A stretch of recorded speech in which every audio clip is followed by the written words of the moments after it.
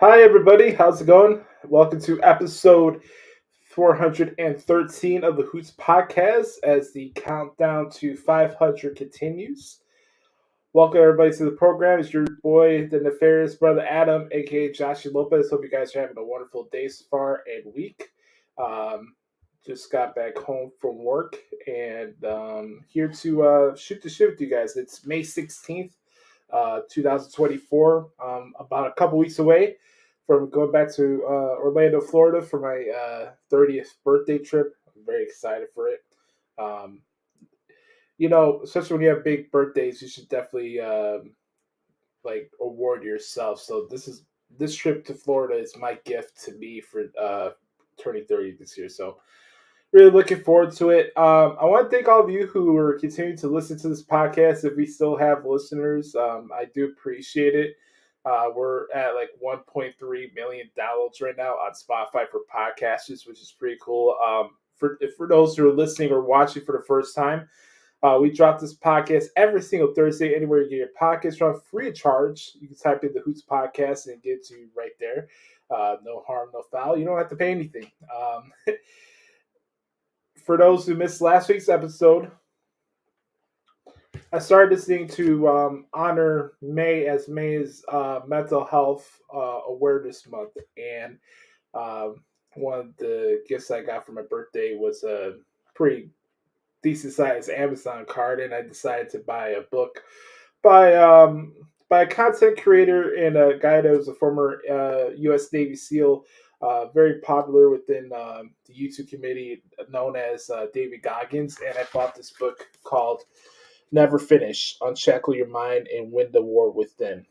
And we did last week. I decided, go through this journey with each other, where we read a chapter from the book in the beginning, and then read the evolution part. Towards the end. It's kind of like a little bookend thing. And this is the first time I've ever read a book live on a podcast before. It's also my first time doing this in general, like recording this live. So the purpose behind doing this is to help you guys with any motivation that you need, some guidance, some perspective, and like many of you all who have listened and watched these shows know that I'm in a bit of a transformation journey, and it's not just losing weight and taking care of my health. It's also how I think about things, and it's also it's good to get a swift kick in the ass sometimes, if you know what I mean. So we're gonna be keeping doing that, and during the show, we'll get into our regular segments. We'll do This Week in WWE, CLAHN of the Week. The Bears' schedule was released yesterday, so we'll get into that as well.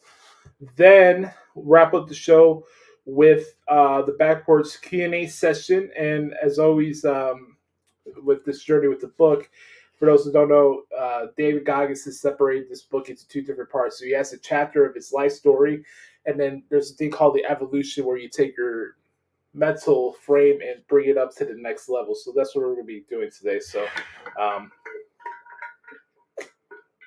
we'll definitely need the agua today and a lot for this week's episode. But hope you all are doing well. You can follow me on Twitter if you like at the Hoots Podcast. I'm on Instagram at Josh Lopez Music. Please do us a favor if you're watching us live on YouTube. Make sure to smash the like button and subscribe to our channel as we're on the road to 1,000 subscribers on YouTube. Definitely want to get one of those YouTube play plaques here in the recording room. So please subscribe to the podcast. I'm going to try my best to pop out some new content as the weeks go by.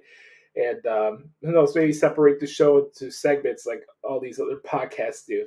I think, honestly, for me, I'm not the greatest when it comes to like graphic design. So I've always wanted to do like more reaction videos and stuff like that. But it's also a thing where like, you see all these fancy graphic thumbnails with disingenuous facial expressions. And for me, I'm just not a disingenuous person. So it's a double-edged sword for me. I want to do more reactions and do more content on the channel, but I don't want to do a fake disingenuous smile to every song or video that I watch. It's part of the tricks of the trade, I guess, if you will. when it comes to content creation. And I don't begrudge people who do reaction videos. A lot of people do a lot of great job with reaction videos and even streaming and stuff like that, like the live streamers for these wrestling shows. Like, for example, shout out to Weezy Blonde. I think she's by far the best content creator within the wrestling space on YouTube in regards to her live stream reactions and how she carries herself with such a genuine point of view. And it's just like somebody cool that you want to hang out with. Now she's a really beautiful woman, but more importantly, she knows what she's talking about. Uh, she doesn't act like she's the smartest person in the room, and she's funny as hell too. So I just want to give a shout out to Weezy Blonde, and then you got other people like um, my boys that In the Clutch, Dub and Ross. Over the years, I've had my agreements and disagreements on Ross when it comes to booking takes and his overemphasis on booking discussions, but I respect the man. His work ethic is second to none. He has another great wrestling channel called Kicking It with Ross, which you should subscribe to. Ross is a good dude. I admire his passion, especially the energy he brings to these during their live streams on In the Clutch. And I've always been a big fan of Dub. And there's a lot of great YouTube content creators like there. ComMan167, Santi, the list goes on and on. I want to do more of those reaction videos, but that's the thing. I don't want to dish out disingenuous content, and I need help with making thumbnails to do so. So I just wanted to be honest with y'all. All that being said, we don't have a pay-per-view to preview this week, so that's good. We'll do that next week for the King and Queen of the Ring in Saudi Arabia. We'll be doing that next week. And then the week after that, I had my last week in Chicago and then back to Florida for my mental break. So it's fun. Anyways, like I said, I want to dedicate the first part of the show as we continue on through the month of May, with it being Mental Health Awareness Month. It's a very important thing in my life, and it's something that I take a lot of pride in. And talking about mental health, especially on this show, since the ascension of the Hoots Podcast, and that's no different here. And that's the purpose of reading this to you guys. And there's going to be things that are very vulgar in here, and some uncomfortable conversations. But I want to help people along the way. We can have a lot of fun talking about wrestling. We're going to be having an intervention, I guess, for the wrestling media today, because that's been a point of contention on social media over the last couple of weeks, and a lot of people have a lot of different opinions. I like to share my perspective as somebody who's been in the field for the last 10 years. And but along the way, I just want to stress again that it's not just strictly a professional wrestling podcast. And I hope anytime you guys watch or listen to our shows, that you're getting something positive out of it, and you've learned something about life. So anyways, let's get into it. So again, I recommend this book to anybody. Go check it out. Maybe you can check out the audiobook if you like. I don't know if one day I'll be hired as an audiobook recording guy, but that'd be pretty cool. But if you're interested in the stories that are told in this book, that as I read to you guys as the weeks go by, get this book for yourself. Never finish, unshackle your mind, and win the war within. So before we get into it, let me take a swig of water. All right. Here we go. Chapter 2. Merry fucking Christmas. On the day after Christmas 2018, Kish and I had breakfast with my brother, Trudis Jr., my mother, and my niece, Alexis, at the aptly named Loveless Cafe in Nashville. It was the perfect place for a Goggins family breakfast, considering our history with the so-called happiest time of the year. Growing up, my friends made such a big deal about Christmas. They talked about it in their wish list for weeks ahead of time. They watched the same old Christmas movies and sang the same corny-ass songs. To me, it was just another day on the calendar, no different than the rest, because of how I came up. In Buffalo, Christmas was a marketing opportunity for my father. While most kids were playing with their new toys and slipping into fresh gear, we were scraping gum off the skating rink floors, then polishing them and prepping the building for an all-night skate. Once we escaped to Indiana, my mom was so shell-shocked that she couldn't have cared less about any holidays. Consumed with finding work, a place to live, and having a social life of her own, Christmas and my experience of it did not register on her priority list. It had been 3 years since I've last seen and communicated with my brother, and in the days after his eldest daughter was killed, we've always had an awkward relationship because our perspectives on our childhood are so different. When my dad was abusing us, my brother always attempted to be a peacemaker, and that required him to make excuses for our father no matter how vicious he was. He wanted everything to be kumbaya. When our dad came after our mother, Trudis Jr. made it a point to escape to his room while I made sure to watch. I saw things as they really were, and that made me a fighter. Trudis Jr. remembers things as he wished they had been.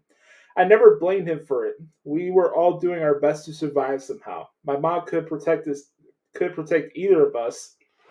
She she was getting her ass beat just as badly as we were. It was as if there were four different versions of the same reality show streaming from the same house all at once. The Genesis was not impossible not to feel and absorb. When I was 9 years old, my brother chose to leave us in our new life in Indiana to live with our father, and we were never close after that. However, he will always be my only brother, so when I heard Kayla had been killed, I dropped everything to be with him. I will always care about him, and I admire I admired him for surviving our fucked up childhood to become an amazing father and earn his PhD. Still, we share too much history and experienced it too differently for it to be anything but awkward when we get together. So when he told me what he had planned at the breakfast, I wasn't the least bit surprised. We were driving to Buffalo, he said with a grin, to show the kids around and pay our respects to the old man. I glanced at my mother, who would be accompanying him and his family on their trip down memory lane. She couldn't look me in the eye.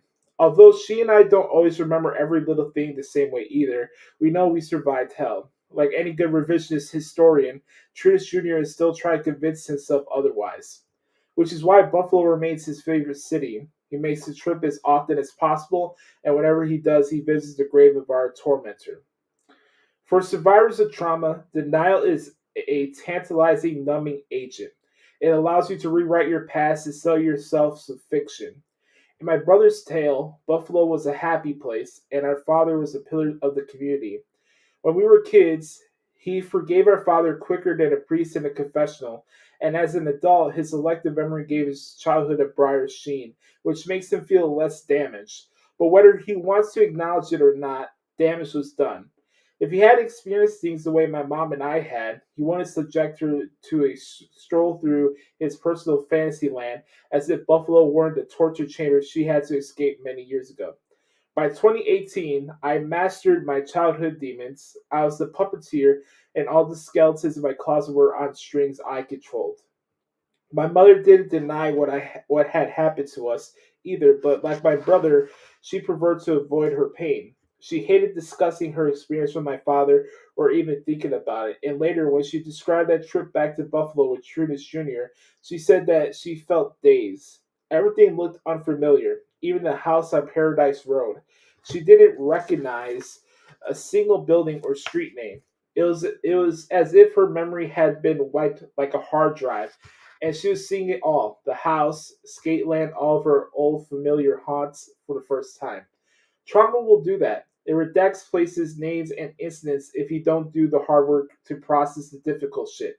If, like my brother, you stash it away in the back of your mind deep enough that it becomes impossible to reach, or like my mom, try to like hell to ignore it because it's too much to confront, one day it won't just be the bad memories that are repressed. Entire chunks of your life will have slipped through your fingers. My mother could have gone to Buffalo with a game plan. It should have been her victory lap. When we left, Trudis told her that she became a prostitute and I became a gangster. Instead, she became a senior associate vice president at a medical college in Nashville, making six figures. Trudis Jr. is a college professor and a family man. I'm a retired Navy SEAL who had just been honored by the VFW and was the author of a new book. But she didn't go to Trudis' grave to tell him any of that. She floated above the moment in a bubble she built to survive another weekend in Buffalo, New York. Like most of us, she didn't want to feel her pain, so she failed to find the power in it. A lot of us are trapped in our own brains, shackled by long-gone demons who might even be dead. We refuse to discuss or acknowledge what happened, so when we overcome it all, we fail to recognize it or even feel it. My mom left Buffalo, a shell of herself, and became a successful professional woman, but she was still cowering before the demon that stole her soul.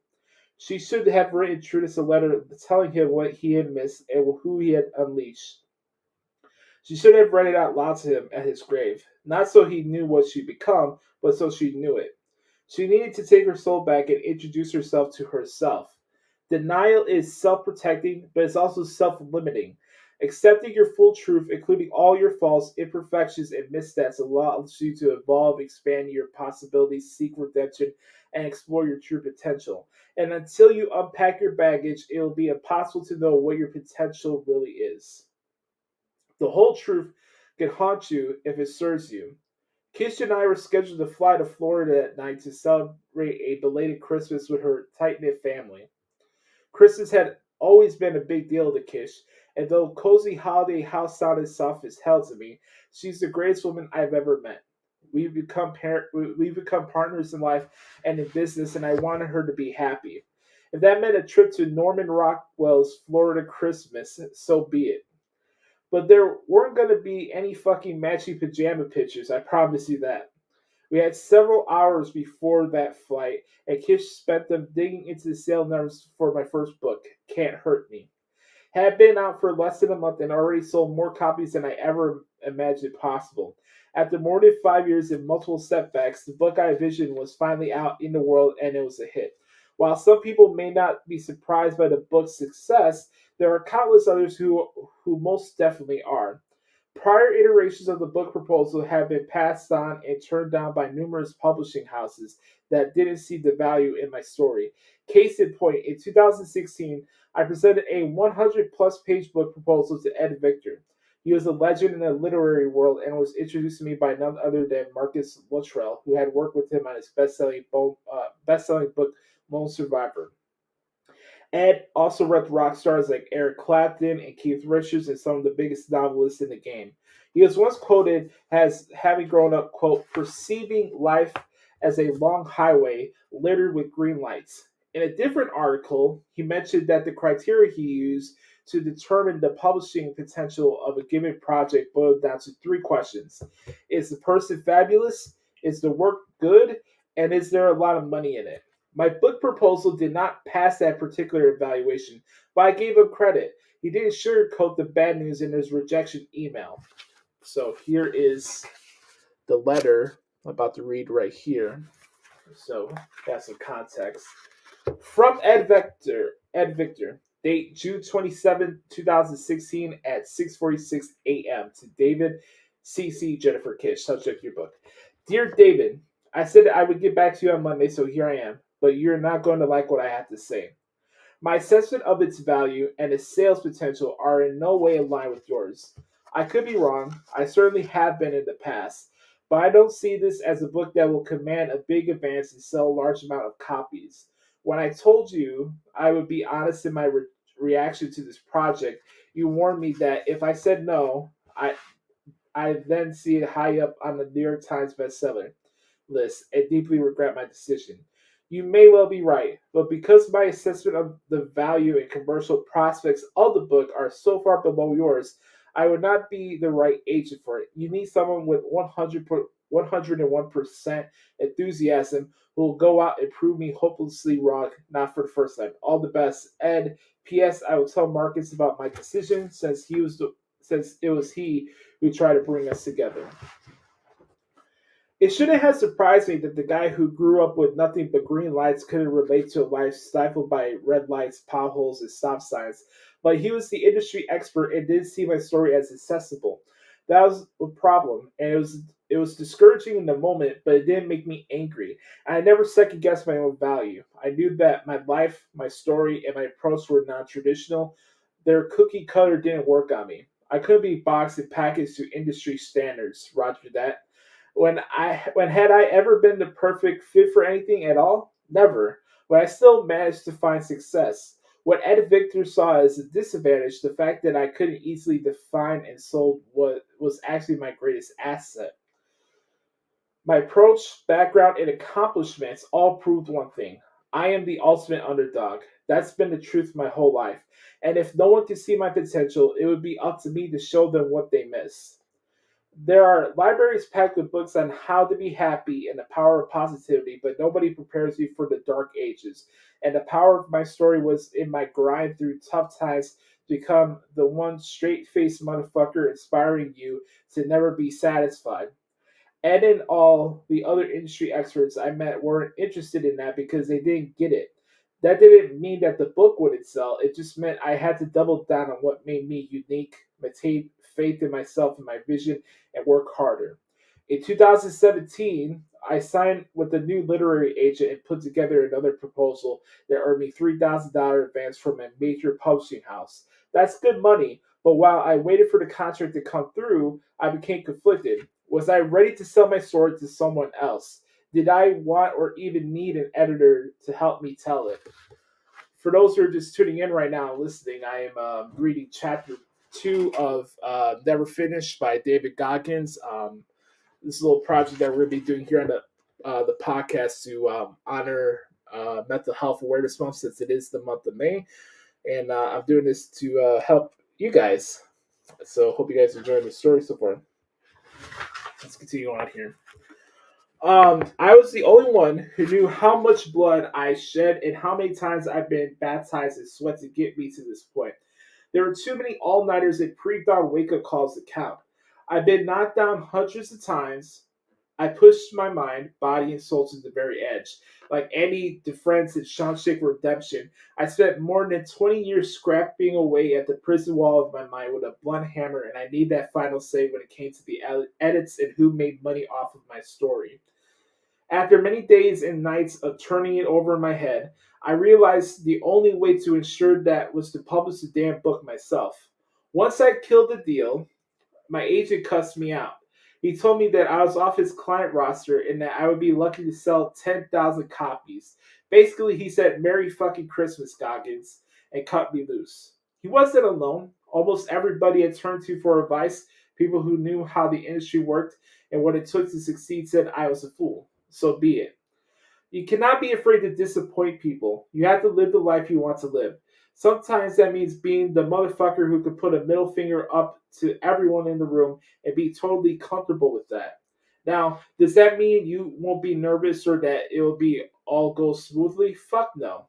When you're on the ramp of a C-130 at 22,000 feet, it's okay if your knees start to buckle because you know time is short and free fall is imminent. But the second you leave from the aircraft, you must commit to the jump. If you don't, you'll flop around, dangerously out of control, and fall too fast. You need to commit in order to focus on keeping a stable body position and never look down. Focus on the horizon. That is your perspective. That is your future. Instead of receiving a big advance, I spent 90% of my life savings more than the advance I would have received to put out a book of the same quality as anything the major publishers released, and I produced my own audiobook with an entirely new spin. It was risky, but trailblazers never take the smooth roads thousands of others have already traveled. They go cross country and dig their own path forward. I've been outside the box my whole life. I've been smashing cookie cutters for damn near 2 decades, and this was the biggest bet I ever made on myself. "You're on the New York Times bestseller list," Kish said. She looked up from her laptop and flashed a smile. She was proud, and I was too. Not because I gave two shits about the New York Times bestseller list or even that it was selling at all, but because I knew the book was an honest reflection of my life and all I put into it. And admittedly, after being told that making any bestseller list was absolutely not going to happen and impossible for a self-published book by a first-time author, it was satisfying to defy the odds one more time. I was borderline illiterate in 5th grade. That night, I imagined sitting down with that 11-year-old kid who struggled so much in class and was hungry for acceptance. If I told him that one day he would become a best-selling author, he would have laughed in my face. I shook my head, chuckled to myself, and swallowed a handful of vitamins. Without warning, my heart began to race. I put 2 fingers to my quartet and checked my watch.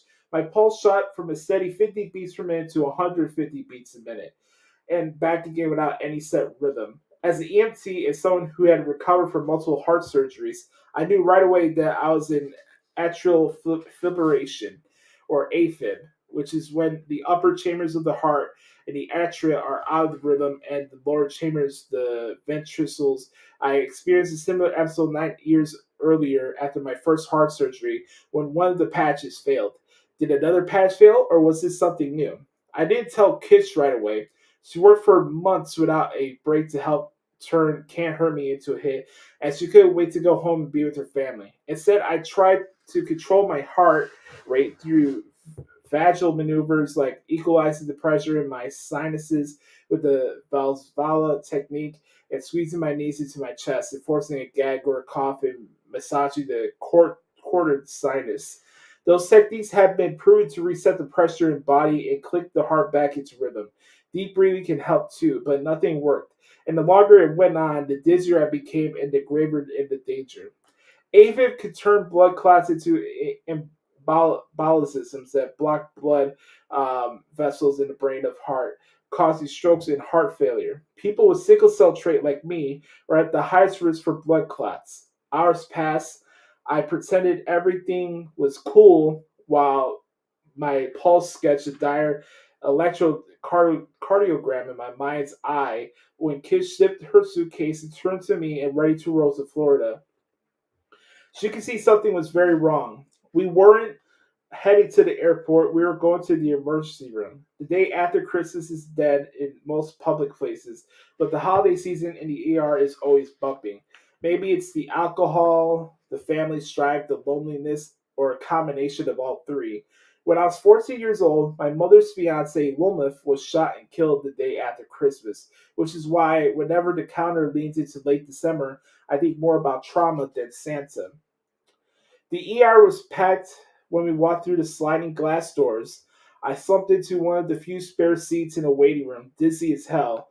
Medics, doctors, and nurses blurred as they hustled between the treatment areas, wheeling patients around the squeaky tile floors on the gurneys in wobbly old wheelchairs. The PA system crackled. Fluorescent lights buzzed overhead. Kish sat beside me and filled out paperwork as I closed my eyes.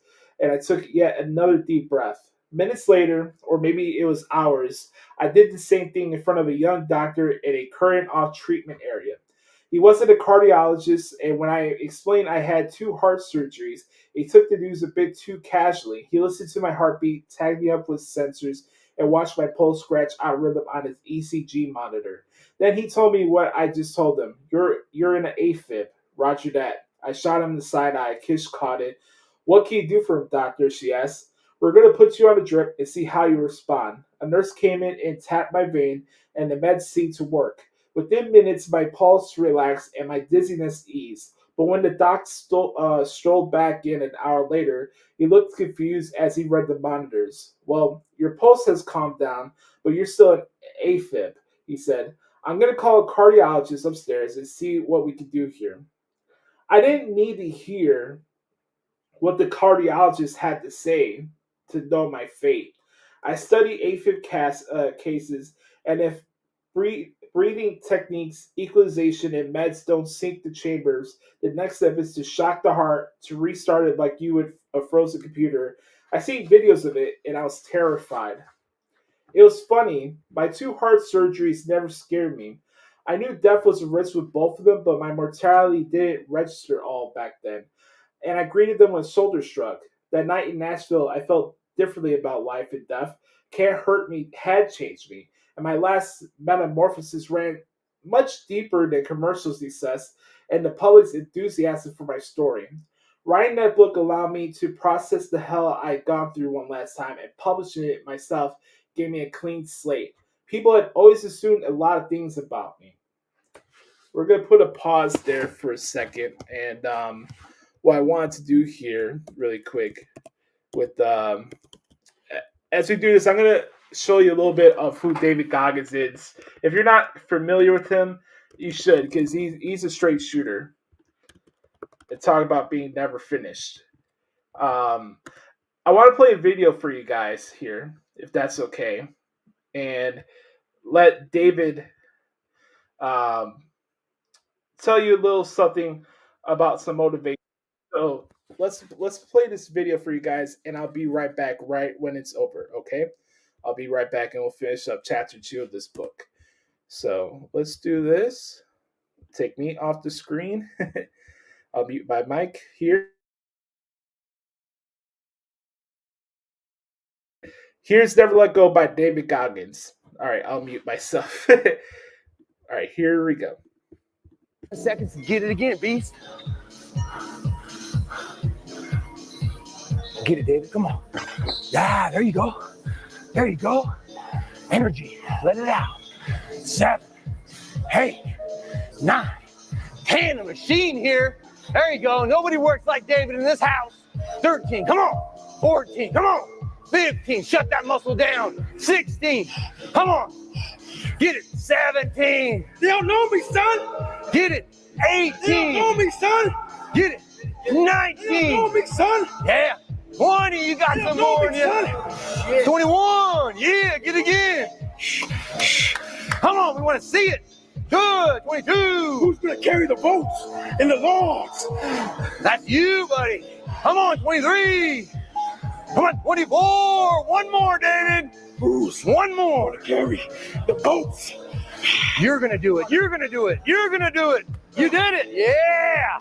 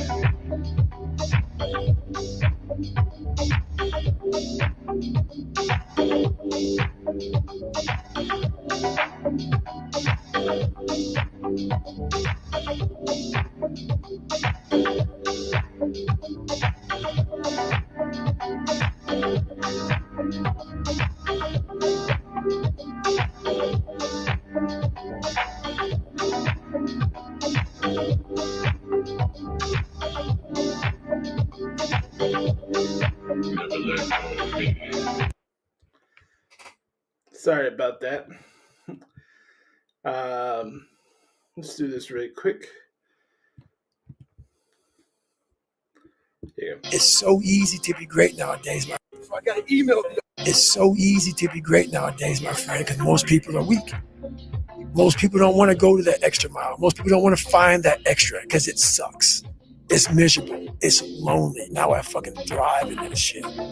That's the only place to be. It's All right, there you go. Well, I didn't recognize about the video as a music video. I thought it was more of a motivation clip, but sorry about that. All right, we're back. Let's continue on here. So I said here, Can't Hurt Me had changed me, and my latest metamorphosis ran much deeper than commercial success and the public's enthusiasm for my story. Writing that book allowed me to process the hell I'd gone through one last time, and publishing it myself gave me a clean slate. People had always assumed a lot of things about me. Can't Hurt Me finally allowed me to speak my truth, and I felt vindicated. I could finally be at peace with my life and all that I put into it and accomplished. Then, right on cue, my heart skipped like a scratch record, and there I was back in life's crosshairs. Merry fucking Christmas indeed. While Kish called her parents and wiped away my tears, I confronted a bitter possibility. I believed my role on this earth was to suffer and overcome so I could teach others how to do the same. And he says here, but now that that period of my life appeared to be over, I had to wonder, was I suddenly expendable? My self-talk flip-flopped between feeling sorry for myself and being royally pissed. My anxiety was off the charts. I was not sneering at death like back in the day. I was afraid, desperate for more life. A technician arrived and shaved my chest.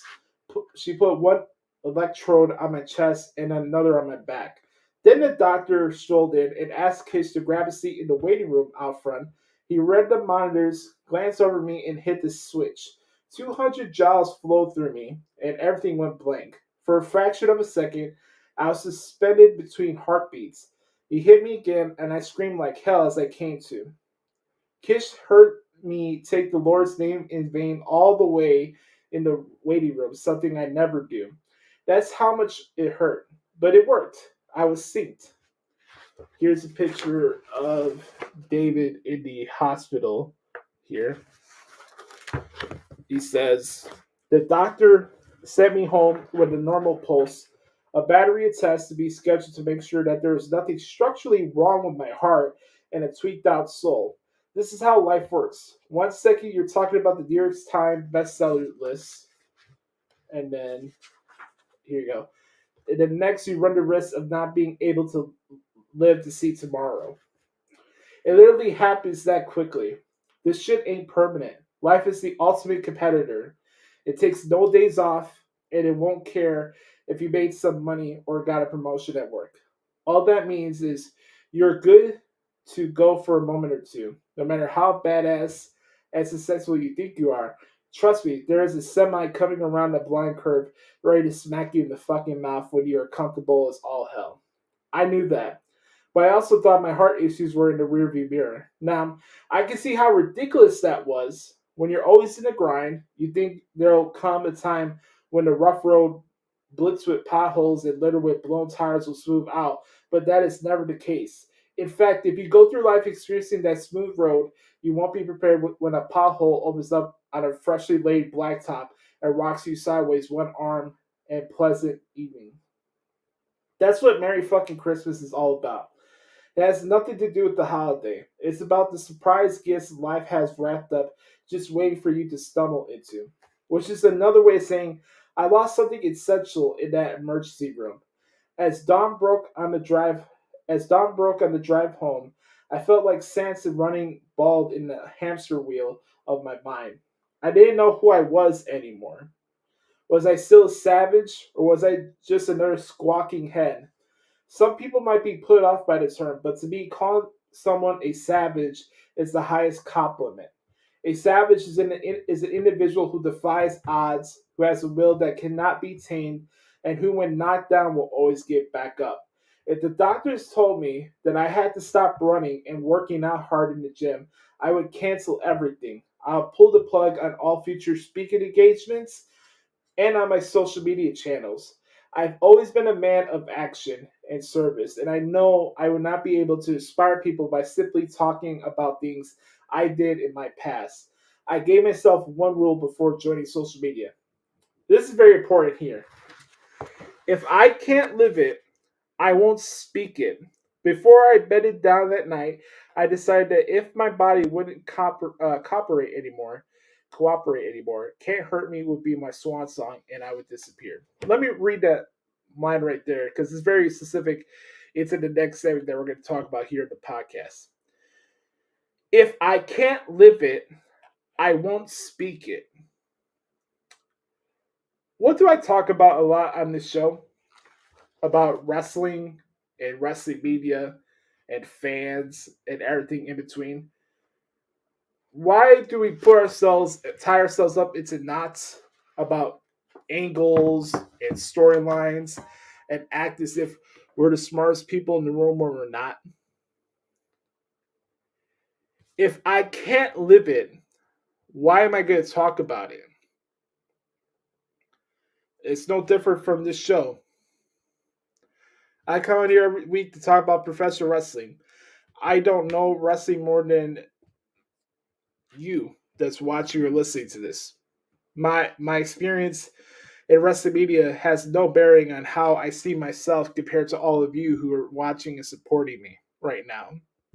And it really means a lot to me that you guys do care about this show and care about me. And I do notice that, and I don't take that for granted.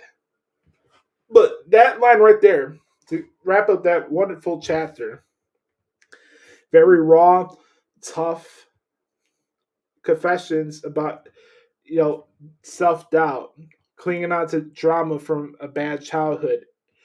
A lot of things that I relate to in that chapter there. If I can't live it, why am I going to speak about it? Very interesting. So that was chapter 2. of David Goggins never finished. I'm sorry for the miscue with the video here. I thought it was gonna be like a motivational video, but it just ended up being like some random song that was going on. So I apologize for that. I had a delivery come here from the mail that I had to go grab, so that's why I left. Just some transparency from your boy. So, uh, like I said earlier, I want I want this process of us reading the book here to you guys every week, give you a little different perspective about life, and then um, help you guys out during this mental health awareness month. By the way, like I said, we'll be getting into the evolution part at the end of this show. Evolution uh, is follow up. Like I said earlier, he tells his personal story in the chapter, and then he gives out advice in the second one, which is called Evolution. And I love the way this book is formatted. It's really dope. And again, I can't stress this enough. Go get this book. Never finish. Unshackle your mind and win the war within. So, shout out to David Goggins. All right. Let's take our first commercial break here, and when I come back, this segment's not going to be long. I just have some things I need to get off my chest about the wrestling media and what's going on right now, and then we'll get into this week in WWE. We'll get into the questions, and we'll wrap up this episode for you guys. So when we come back, we'll get into this wrestling media intervention. I promise y'all, it's not going to be that long, but we'll be right back here on episode 413 of the Hoots Podcast. We'll be right back.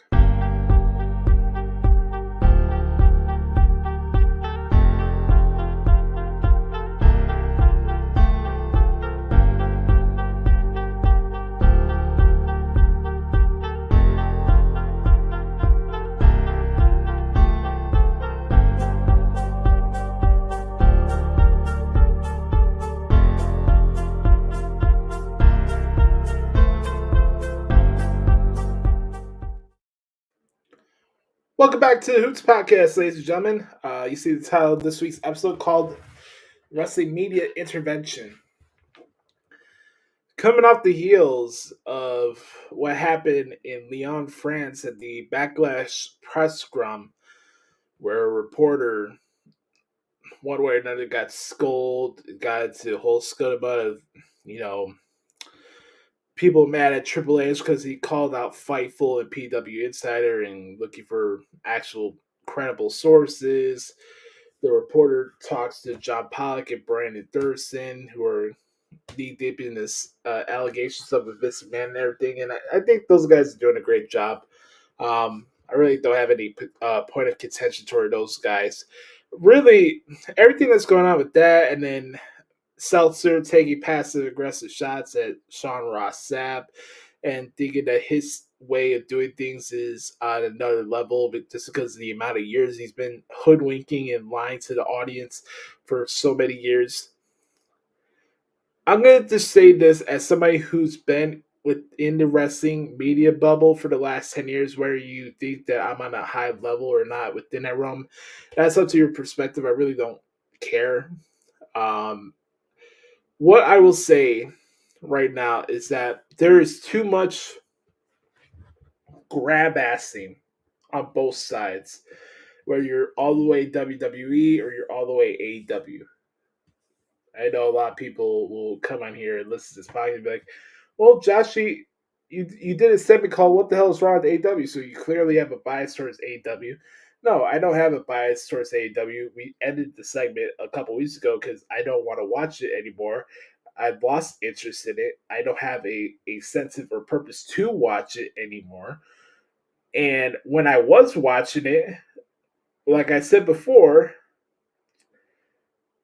the premise of What the Hell's Wrong with AEW is not to point out that AEW existing is a bad thing or I wanted it to go out of business. I did this segment to point out the flaws and the over hysteria and hyperbole that's attached to every conversation that goes down with the AEW show. Because you go on Twitter during a live Dynamite, and there's people with blue check marks who act like this promotion does absolutely nothing wrong.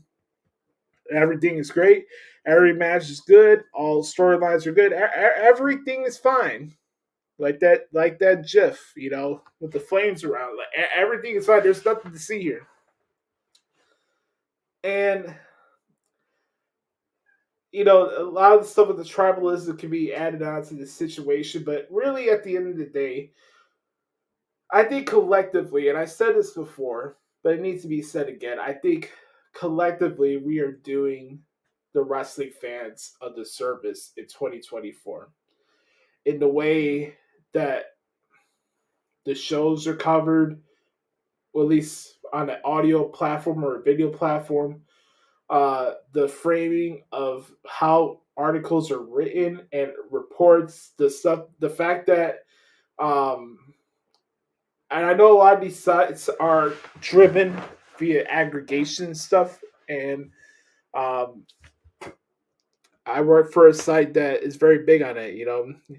If you see a report from Meltzer and Alvarez, you probably will see it on the site that I work for. And I know how this game works, and I want people to succeed. And being a wrestling media member should be a privilege, should not be a right. Um, there's too many people that walk around as if their shit don't stink, and you know who they are. I don't need to say it. Um, there's too many egos. The tribalism is just comical at this point. Just like who gets allowed or doesn't get allowed to be a participant in these press scrums, or regardless of the promotion. We got people backstabbing each other. We got people, gaslighting each other. We got people within the field just looking out for their best interests, and the copying and pasting is bad. The spoilers are bad. The overemphasis on Meltzer's booking takes and star ratings are just absolutely ridiculous in 2024 that we're still talking about that shit. But it's because it has no merit or substance to it or any credibility. And more, it's just a never-ending dick measuring contest, to be very frank with you all. And as somebody who's been in this field for 10 years, and I've seen a lot of people come and go, I was putting over a lot of the good YouTube content creators that I see on here, and I wanted to give them their flowers because they deserve it. They do. They do deserve credit. And I don't want to say that all aspects of wrestling media is bad in 2024, because that's not true. I mean, you're looking at someone here, and I'm saying that humbly, that I feel that what I do within this show and with my transfers, more importantly, is doing something right by the wrestling fans. And I take a lot of pride with that. I really do. I take a lot of pride in the work that I put out to wrestling fans, because I'm not trying to mislead people. My agenda, if I had an agenda behind my transcripts, is to have it as a point of reference for me as I lean closer to starting to do wrestling play by play for real instead of typing it out. I've always said I wanted to call WrestleMania. That's always been my dream. So if I have an agenda with anything that I do, it's with my transfers, because I use it as a point of reference to call wrestling matches and understanding how sequences are supposed to go, and writing out TV formats and writing out dialogue and educating myself along the way with watching each show. Whether it's a Raw, SmackDown, a PLE, and Bumblefuck Idaho, it really doesn't matter. I'm doing it for myself. But this podcast and my transcripts are not predicated on which promotion that I like better, or who I think in my head that I have a better relationship, because I got stooges on the inside giving me information that I should not know of. And that's another thing too. Dick measuring contests of whose source was right and whose source is wrong, who got this first, who didn't. There's no literacy within the wrestling media, yet the same people that call for media literacy don't apply those traits themselves.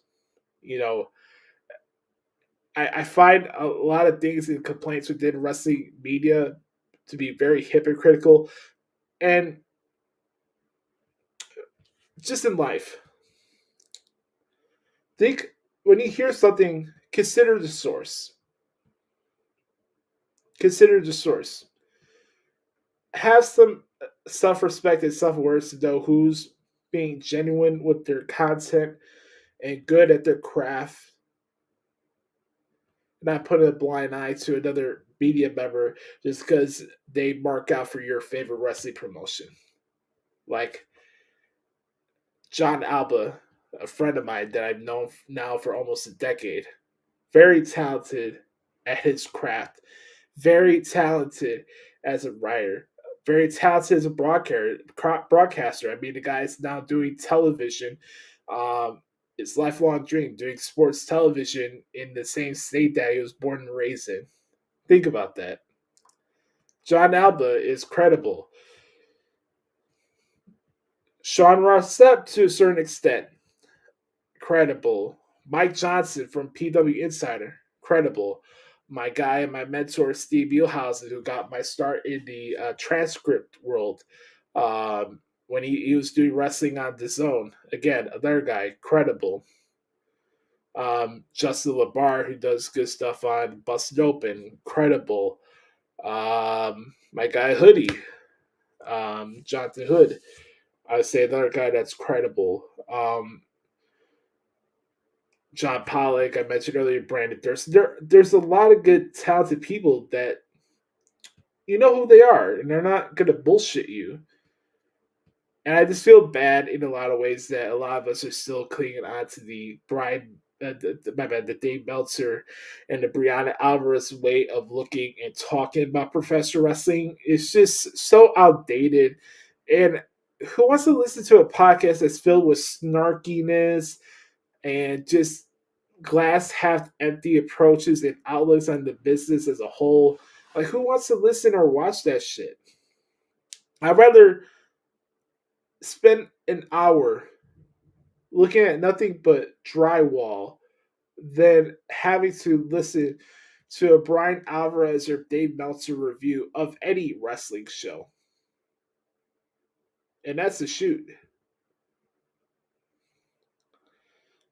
While we still have these silly debates about ratings and whether or not AEW's picking momentum or not, and whatever controversy of the day it is within wrestling media, the wrestling echo chamber, not what I'm saying here is I'm not telling any lies. I'm not telling any lies. We are doing a disservice to the wrestling fans. We really are. And I'm not happy about it because, you know, the conversations that I see on social media will start making you question your IQ at times. Just the way that people describe things, the way that the nature of most wrestling conversations go, even with fans these days, are so snarky and inside baseball and trying to act like we're the smartest person in the room. You can't. And I'm saying this as somebody who's been in this field for 10 years and knowing what actual media looks like because I went to a broadcasting and a media school. You cannot go through and analyze professional wrestling in the same lens that you could analyze the NFL or just any general sport, because it's not a sport. And here's the thing, coming from the guy who covers and transcribes wrestling matches every single week for the last 10 years, I have never once looked at this business as a sport that needs to be analyzed within that context about wins and losses having to matter, which title means more than the other. I'm listening to Busted Open the other day, and they're having an argument about which title has more prestige, from Cody's title to Damian Priest's title, and I'm like, who gives a shit at the end of the day?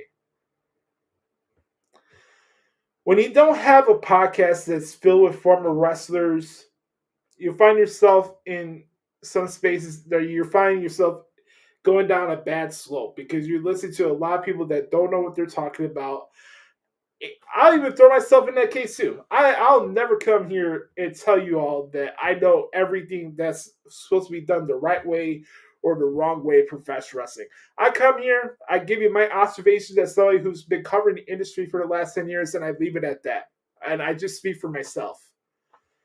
But every week, it's always a booking complaint or this or that thing, and it's just so fucking nauseating and pointless at this point. This week, oh, Jey Uso is getting nepotism booking because I heard that phrase on a show the other day that Jey Uso is getting nepotism booking because Roman Reigns is not around. I never even heard that phrase in my life before. Nepotism booking. It's just ridiculous. It really is. So honestly, and I wanted to do this time because not a lot of people have the balls to say what I'm saying right now. And that's the thing. We're so tied in on what booking is supposed to go through our lens.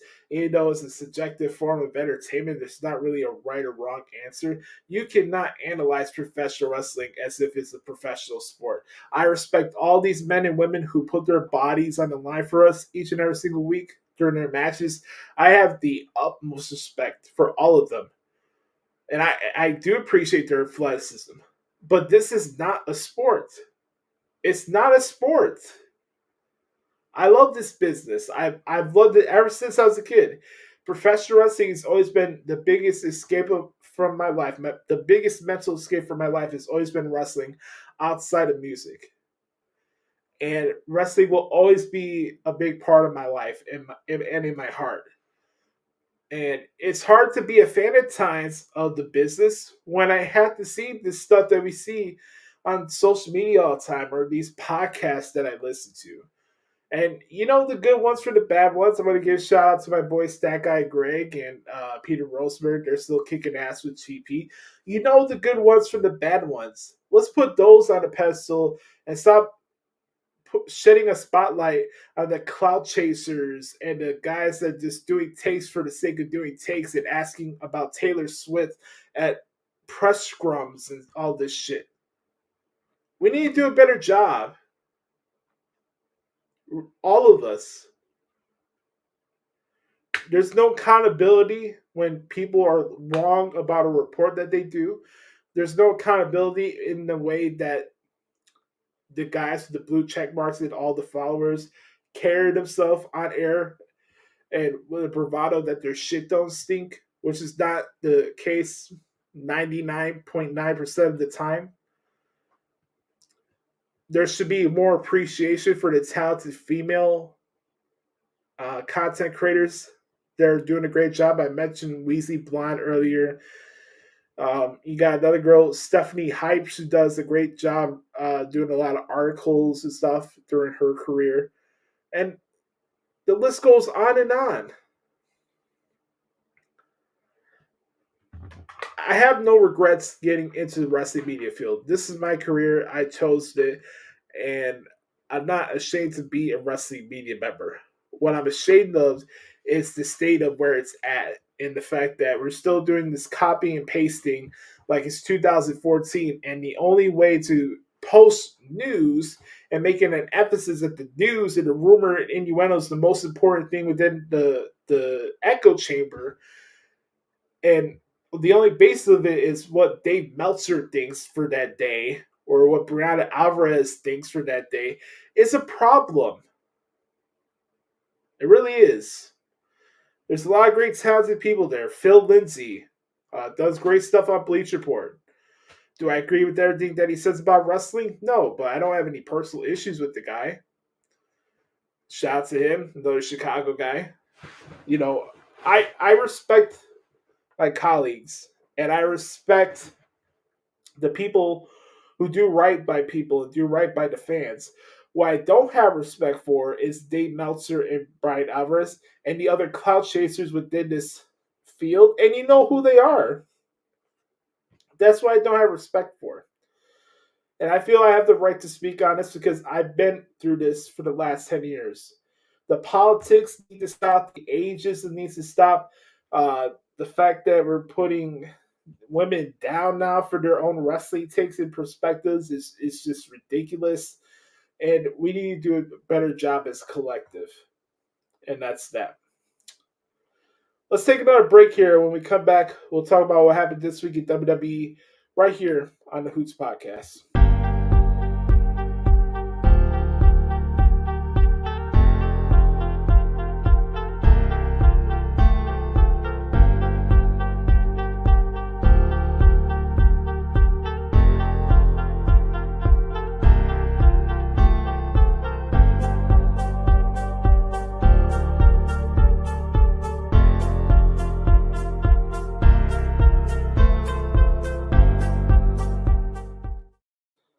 All right, guys, welcome back to Hoots Podcast. Time to talk about what happened this week in WWE. Let me look at my rundown here so I don't miss any important notes here. We are just a week out away from the King and Queen of the Ring tournaments. That's been a lot of fun to document. I've always said, man, for me personally, one of my favorite parts of doing play-by-play articles is covering tournaments, whether it's the G1, other tournaments that I covered over years, the New Japan Cup, basically all the tournaments for New Japan Pro Wrestling. The Cruiserweight Classic brings back some good memories. I remember covering those when they first started. I think I've covered every single thing that had to do with NXT UK. I could be wrong, but I don't know if I missed one episode of something or whatever, but I've covered every single NXT UK PLE that ever was. And the United Kingdom Championship tournaments. I remember the tournament when they did the first Heritage Cup. I did that tournament as well. I tournaments outside of like transcribing a promo or like my personal favorite match to transcribe is a triple threat match. Those are the ones that I do the best in. But for me, like I love covering tournaments, and it's a lot of fun. The men and the women are doing a great job on both Raw and SmackDown. It's cool, Bear Corey, to get some nice response from that crowd. On SmackDown this past week in Wilkes-Barre, Pennsylvania, against Carmelo Hayes. Carmelo Hayes is still pissing people off. We heard Bobby Lashley's rant about the entitlement for these new guys coming in. Montez Ford doubled down on that on his appearance in the bump yesterday. So I thought that's interesting. Maybe that's the angle that they take here with their factions. So I thought that was pretty cool. Nia Jax and Naomi, I thought had a very good match. Liked it. Trying to remember off the top of my head from SmackDown. Randy Orton defeated AJ Styles at the main event. Another stellar match. Randy will be taking on Carmelo Hayes tomorrow night as I'm recording this on a Thursday, so that should be a pretty good match. Nia Jax will be taking on Jade Cargill. That's the first time matchup, singles match. That should be an interesting sight to see. Bianca Belair will be taking on Tiffany Stratton. Tiffany Stratton beating Mia Yim at a live event this past weekend. So you get two big marquee matches for the women on the women's side for the Queen of the Ring on the SmackDown side. And then we already know who the semifinals is for Raw. It'll be Lyra Valkyria against Io Sky. That's going to be a barn burner. I thought Io and Shayna had a pretty good match on Raw this week, and same thing with Lyra and Shayna. I got to say, man, the ladies have brought the goods during this tournament. They really have. I'm curious to see what's going to happen tomorrow night. On the men's side, they'll have Tama Tonga against LA Knight. Yeah. So they'll have LA Knight going on there. Randy Orton and Carmelo Hayes, I could definitely see Randy Orton winning that one. Do we get Randy Orton and LA Knight in the semifinals from the SmackDown side? I don't know. Possibly. Is it more likely to be Randy Orton and Tama Tonga? Most likely. Could it be a scenario where Tiffany Stratton ends up representing SmackDown at the Queen of the Ring in Saudi Arabia? That's a possibility too. There's a lot of different options here. I think I'm leaning more towards Nia Jax as the days go by. I think she's probably the more rightful winner to win it outright from everybody, and then she gets her opportunity to go after Bailey and the WWE Women's Championship. So you got options there. Then on the Raw side, for the men's, the semifinal will be Gunther and Jey Uso. A lot of people this week were throwing hissy fits over the fact that Jey Uso defeated Ilya Dragunov in the main event of Raw. Main event, Jey Uso defeated Ilya Dragunov in the main event of Monday Night Raw. And now people are saying Ilya Dragunov is buried. Again, back to what I was just saying in the previous segment, stop looking at professional wrestling through the lens of Dave Meltzer and Brian Alvarez. You'll be doing yourself a major benefit to yourself and your overall sanity and consciousness by not looking at the business through those guys' lens or the snarky people from WrestleMania. Dave Meltzer is not the only source of what's the pulse of wrestling fans. Make it stop. Get some help, as Michael Jordan would say. Anyways, Ilya Dragunov got buried. I can't believe Triple H didn't give us Gunther and Ilya Dragunov. Oh, I'm pissed this match not happened at Saudi Arabia yet. This is the PLE that I bitch about every single year. So you want Gunther and Dragunov to tap it out in Saudi, right? Patience is a virtue, man. As Rock says, man, we're in the long game. You got another PLE that's taking place in Berlin, Germany at the end of August. You're telling me that you can't wait 3 months to see Gunther fight Ilya Dragunov at that show? Who knows? Okay, let's say they have the match with each other. And guess what? Let's draw out the stipulation. Since Gunther has so much of a mental advantage over him. Let's say Gunther does defeat Ilya Dragunov. If Gunther wins, Dragunov has to join Imperium. I'm telling you right now, and you may not want to hear it, but Ilya Dragunov, one way or another, will be joining Imperium. That's my feel. I don't have any sources behind that. I'm not running any secondhand information to you guys. This is my observation. I think one way or another, Ilya Dragunov will join Imperium. And before you say it doesn't make sense, it does make sense because just in the same way that Sami Zayn was part of the Bloodline, Ilya Dragunov could be a great fit in Imperium and destroy them within. So don't be in a rush to say that doesn't make sense because it does make sense. Get closer. Be close to your enemies. That's all I'm going to say. I take a swig of water really quick.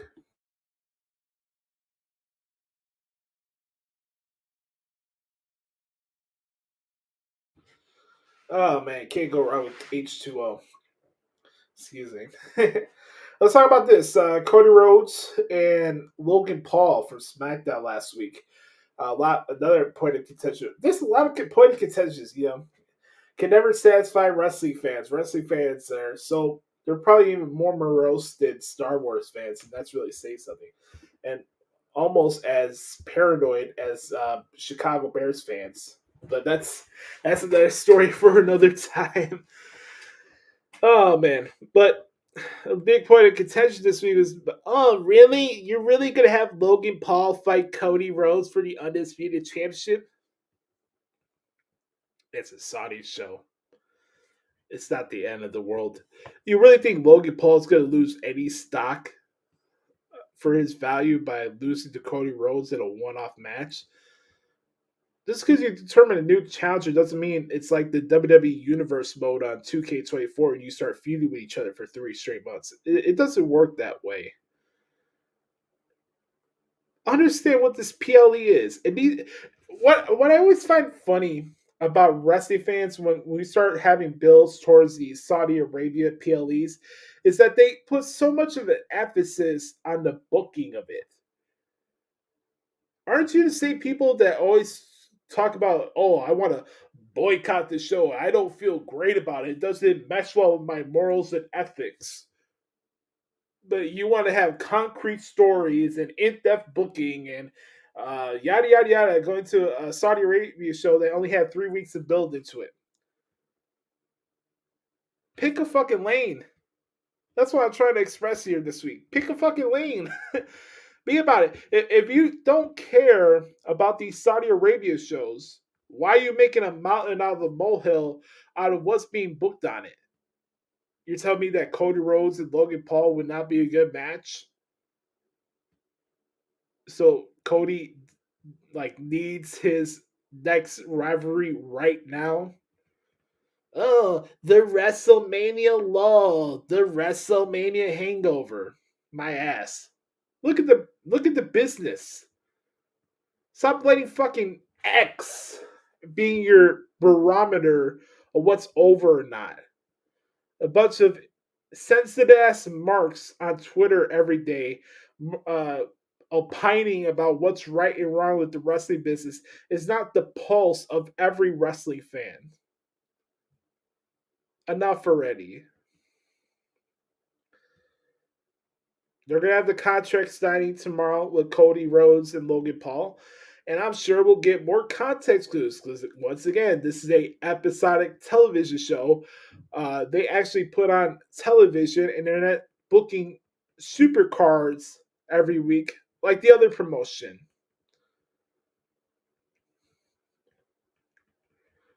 Oh, it doesn't make sense that Logan's fighting Cody Rhodes. Oh, okay, yeah, just like it didn't make sense for Logan to fight Roman Reigns at Saudi Arabia in 2022. The guy's a draw. It's a prize fight. It doesn't need a story. It's a prize fight. Especially for a show, for the purpose of it, it's not storylines, it's money. I don't know what we're missing here in the translation of all that. So we had that. I really thought the women on Monday Night Raw had a very, very strong night.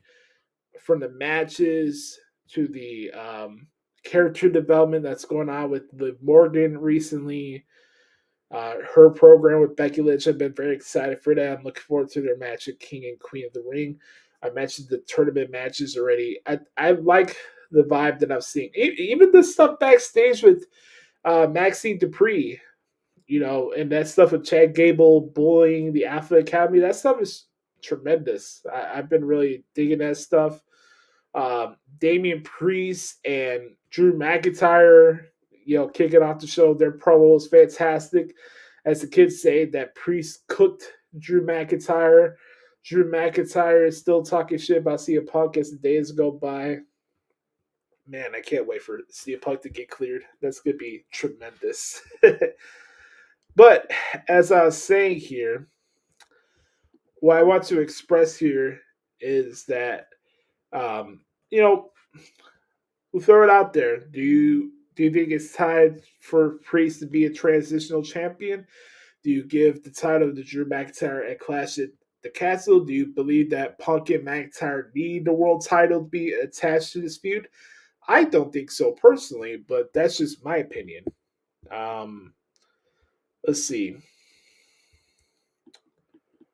What else you would like me to talk about here? Excuse me. Just give me 1 second. Pull out my notes here for my transcripts. Yeah. I wouldn't be opposed if Priest fought McIntyre at Clash of the Castle and Punk costs McIntyre again in Clash of the Castle. You want to add some more real heat between those two guys, it'll be really on site. And honestly, I'm going to throw this out there. I don't know if anybody's mentioned this on any other shows, but do it this week. Make this match happen. CM Punk against Drew McIntyre at SummerSlam in Cleveland. Hell in a Cell. Oh, man. Hell in a Cell. So you can do Hell in a Cell for Punk and McIntyre. That's how I do it. Anyways, let's wrap this segment up with talk a little bit about NXT. NXT is building up for their Battleground PLE taking place at the USC Apex. I saw a little couple of pictures of that venue. That's gonna be a nice, interesting setup there for how they have with the stage and stuff. I'm looking forward to that show. That's gonna be pretty cool. Right now, they're having qualified matches for the inaugural NXT Women's North American Championship match. Right now, we have Sol Ruka and Lash Legend who qualified.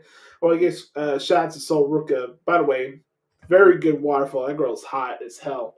But her Sol and Izzy Dame had a very, very good match at NXT this week to kick off the show. I really dig that match. I think Izzy Dame has a lot of potential. The girl's like, I don't know, 24, 25 years old, just getting her start in the business. She's very, very talented for a girl her size. Like she's more of a taller frame. But I liked what I saw for that match. Those two ladies killed it. Lash Legend defeated Ivy Nile to qualify. We'll have more qualified matches next week with Fallon Henley and Thea Hale, Jaded Parker, and Brindley Reese. Talking about on site, those two were beating the crap out of each other at ringside. They wouldn't stop. I'm really digging the vibe of NXT right now. I told you guys last week that I'm planning to go to my first NXT show at the Performance Center when I'm in Orlando on June 4th. So I'm looking forward to that. But I've just been really enjoying the vibe of NXT. And it's like everything that's going on with the angles and the storylines. It's like it's on site. Everybody wants to throw hands. Gallus made their return at the end of the show. We had a dope match with Javon Evans and Oliver Carter. My bad, Ora Mensa from Metaphor. That was a sick match. Next week, we're going to have a three-way number one contenders match for Obafemi's North American title and background. It'll be Wesley taking on Josh Briggs and Ivar. That match is going to be pretty good, too. And yeah, man, NXT is cooking up some good stuff right now. You know, I think we're going to get closer to seeing Trick Williams and Noah Dar. I'm pretty certain that's going to be the title match at Battleground. So I don't have a problem with that. I don't see Noah Dar beating Trick Williams, but Noam Dar is definitely a good first opponent for Trick Williams and this title reign that we're watching right now. Really quick, before we get into our next segments and stuff like that, I wanted to play something really quick from Eric Bischoff in 83 Weeks. Little gift to you guys for watching the show. I always enjoy doing this stuff for you guys. And video content is very, very, very important. And The Undertaker. No, my bad. I'll do that next week. I'll do The Undertaker and stuff for Busted Open next week. But for this one, I wanted to play this clip here from last week's A3 Weeks with Eric Bischoff with Conrad Thompson. And in this clip, Eric Bischoff talks about the importance of promos on a higher level than matches. So let's play a clip here, and let's play this for you guys. And this is how we'll wrap up this week in WWE here. So shout out to Eric and Conrad for 83 weeks. Here we go. Leland Patterson says, this is over on YouTube, 83weeks.com. Hey, Eric, not sure how much you keep up with Raw, but I believe the best story right now is CM Punk and Drew McIntyre. Both are dealing with injuries and can't work matches, but it might be the 1A program right now behind the Bloodline.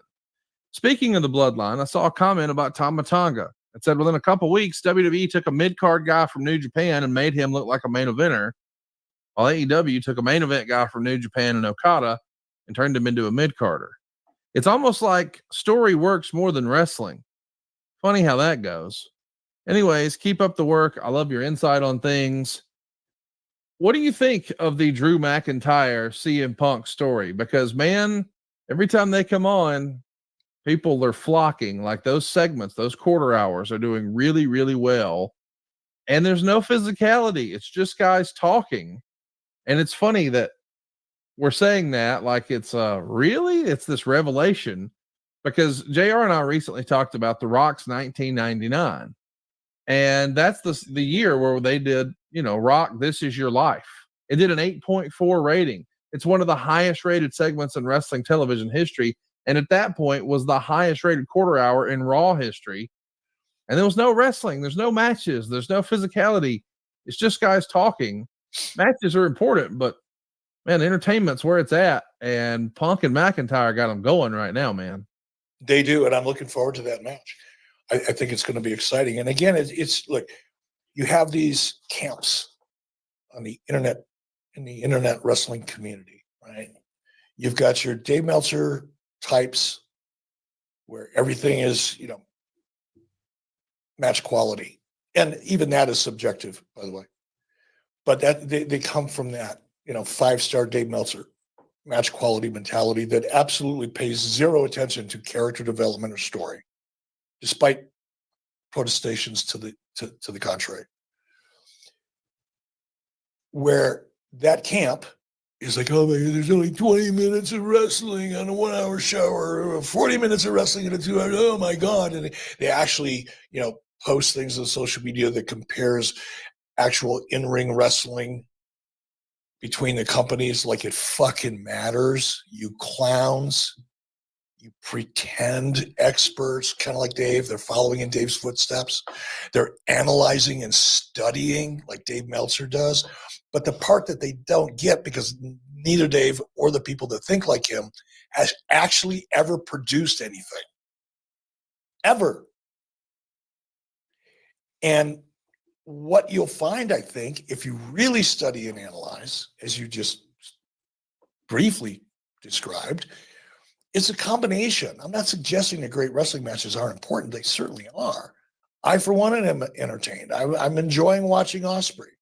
I'm enjoying watching Okada. I'm enjoying watching some of that purely for the physical ability that I'm seeing, the talent, the execution, the athleticism, the timing of some of it. But I also look at it and go, it's never going to really matter that much, because it's only appealing to a fraction of the overall wrestling audience. And they're doing it at the expense of also creating great story and characters. My point is that by the time CM Punk and Drew actually lock up, they will have been telling a fascinating story and building a strong foundation of engagement and emotional involvement before the bell ever rings, so that the match they have, and I'm confident that it will, providing everybody stays healthy, the match they have will be the cherry on top. But it ain't the pie. And the Dave Meltzer types and the Tony Khan types, and those who want to book for the internet and the chat rooms and cage match rankings or whatever the fuck that's called, they're missing the most important part. They don't understand how to do it. It's not in their instinctive warehouse. They don't have the tools to play in that area. So they rely on dream matches and bringing in guys who are exceptionally good at their abilities in the ring, and hoping that that's going to make them a challenger brand. It won't, it hasn't, and it never will. There you go. Shout out to Eric Bischoff and Eric and Conrad Thompson for that clip. Check out 83 Weeks. They do a great job each and every single week. I don't know. That's a wrap for this week in WWE. Before we get to our main event segment, we do a segment here on the podcast at Hoots every single week, otherwise known as the CLAHN of the Week. I'm not CLAHN. You're big CLAHN. One more time for good measure. I'm not CLAHN. You're big CLAHN.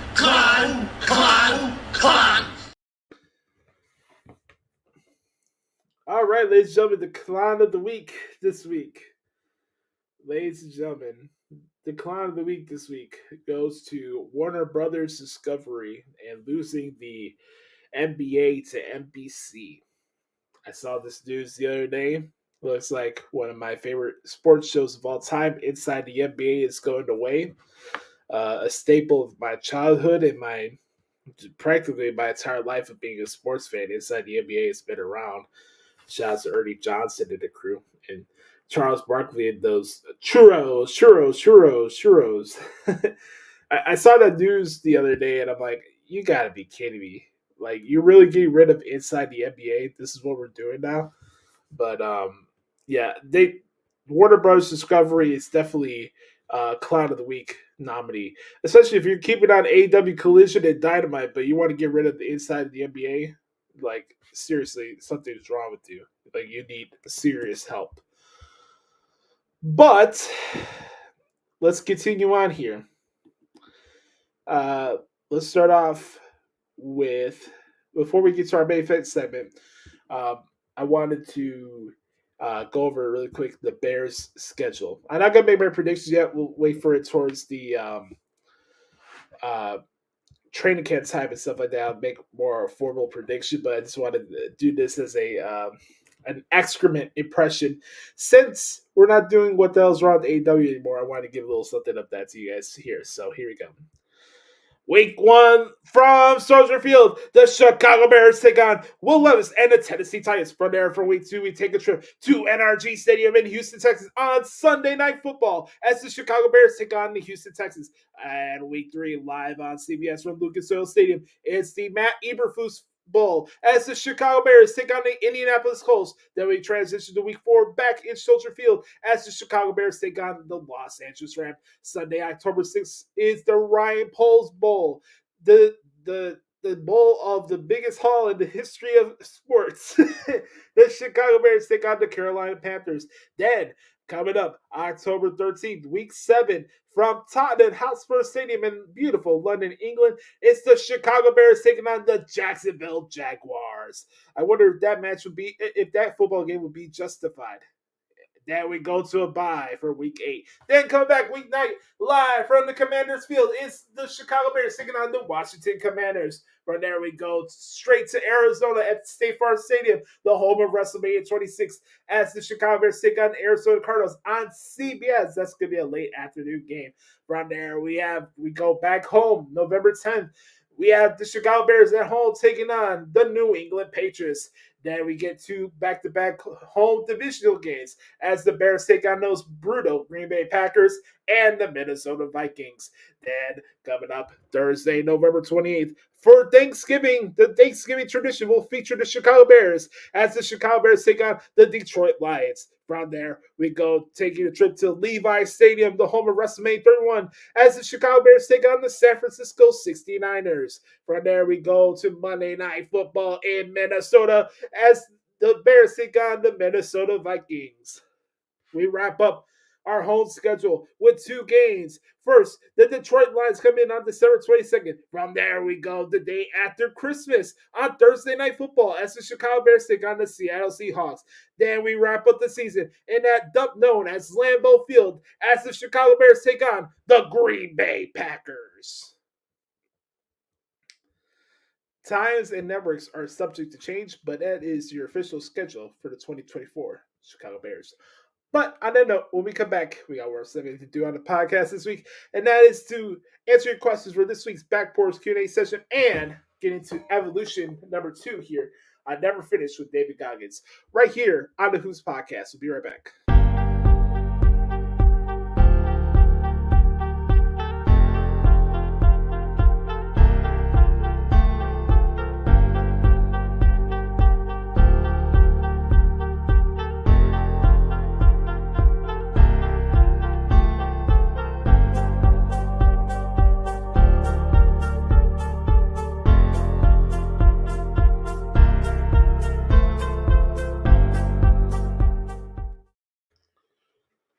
Welcome back to the Hoots Podcast, ladies and gentlemen. We got one more segment to do here on the podcast this week. I want to thank you all. For those who are watching live, please do us a favor and like this video and subscribe to our channel. If there's anything that's on your mind about the state of wrestling media in 2024 and you want to express that to us, please feel free to share your thoughts in the comments section on YouTube. on our YouTube channel, or hit me up on Twitter at the Hoots Podcast and let me know what your thoughts on my perspective on the whole situation as a whole. And I'd love to hear back from you guys. But we have questions this week, as we do each and every single week here on the podcast at Hoots. We got a loaded one this week, and it's time for the Back Porch Q&A session. And it's tradition here on the podcast at Hoots. We do something called Throwing Up the X. That's right. We're going to throw up the X for the good brother Chris Zaletta at XTeamZaletta24X on the Twitter machine. Let's see what Chris has for us this week on the podcast. Here we go. Well, Moose, here's some questions for the Q&A this week. Does Baron Corbin turn back heel before SummerSlam? Unless there's a scenario where Braun Breaker gets traded to SmackDown, I could see that being an angle where Adam Pearce, for whatever reason, is trying to be too protective of Braun Breaker, and Nick Aldis doesn't care, just wants him to be him. Like, you could do a trade where Braun Breaker goes to SmackDown and you bring somebody back to Raw. I'm not sure who that would be, but unless like you reunite the Wolf Dogs, I don't see that being the case. But that's a good question. Who wins Gunther versus Jay on Raw this Monday? I'm going to go with Gunther. Any idea where Raquel is? I don't know. My thoughts go out to her. You know, I know she's been dealing with a lot of health issues and skin-related issues, and which is very unfortunate. But I hope she's in good spirits, and hopefully you see her back on TV soon because she's very talented.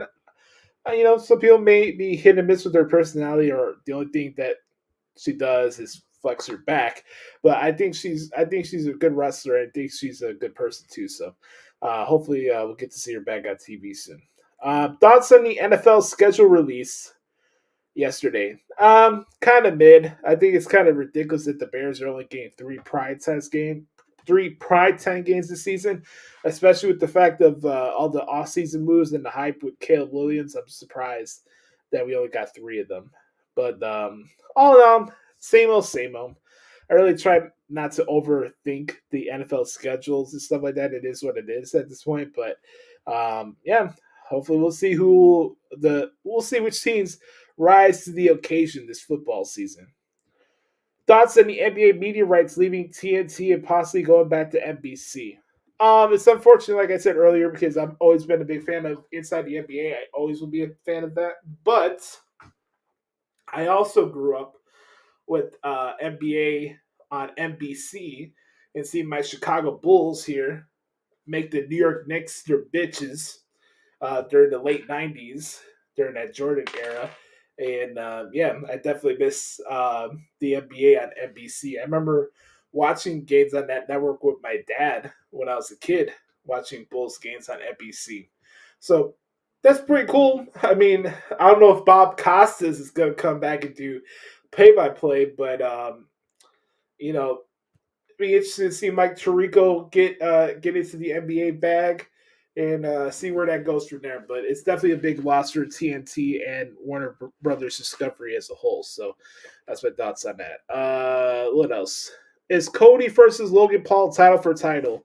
I think right now it is, but it could change tomorrow during the contract signing. And I think that'd probably be the case where Logan finds a loophole where he doesn't have to defend his title, but still sucker punches Cody. I think that's the route that they go tomorrow. So what else? Do you think the Iconics return to wrestling at some point? I mean, I certainly hope so. I know they're both doing a great job raising their kids, and I think Peyton Royce is pregnant again, so salute to her and Sean Spears.